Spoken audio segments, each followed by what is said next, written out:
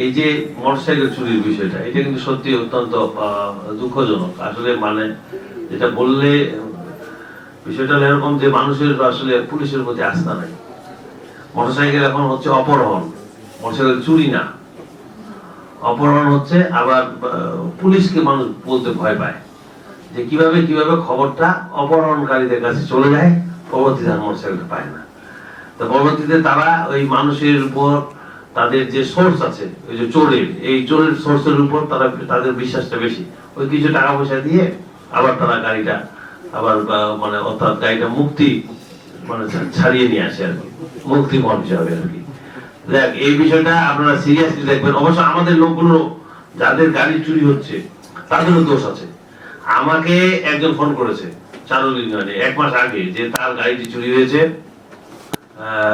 এটা আমাকে উদ্ধার করে দেন। আমি এসপি সাহেবের সাথে কথা বলেছি, পরবর্তীতে উনি বললেন যে ঠিক আছে, আমি বিষয়টা দেখছি। আমাকে এডিশনাল এসপি নিজে ফোন করেছে যে যার গাড়িটা হারিয়েছে ওনাকে আমাকে ফোন করতে বলেন, ওনার ফোন নাম্বারটা ট্র্যাক করে আমরা ওকে ধরবো।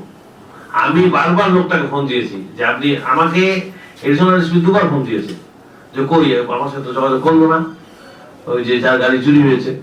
আমি আবার ওই লোককে ফোন করলাম যে আপনার গাড়ি যে চুরি হলো আপনি যোগাযোগ করেন, পুলিশ আপনাকে খুঁজছে, গাড়িটা উদ্ধার করে দিবে, বিনা পয়সায় উদ্ধার করে দিবে। ওনার আস্থাই নাই মূলত।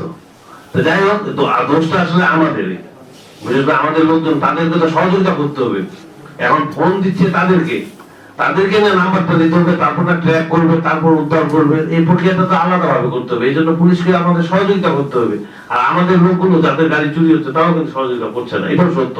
তো দেখ, এই বিষয়গুলো নিয়ে আপনারা একটা কাজ করতে পারেন, আপনারা একটা সেমিনার করতে পারেন, সবাইকে ডাকতে পারেন, বিশেষ করে প্রত্যেক উপজেলাতে ইউনিয়নে যে যাদের গাড়ি হারাচ্ছে আপনার গাড়িটা কিভাবে পাবে। এগুলো করলে মানুষ আবার সচেতন হবে, আপনার প্রতি আস্থা পাবে, বিশ্বাস পাবে। গাড়ি চুরি কিন্তু কিছুটা হলেও মানে গাড়ি বলে কি বলে এটা, অপহরণ, এই অপহরণটা কিন্তু বন্ধ হবে। তো যাই হোক, আর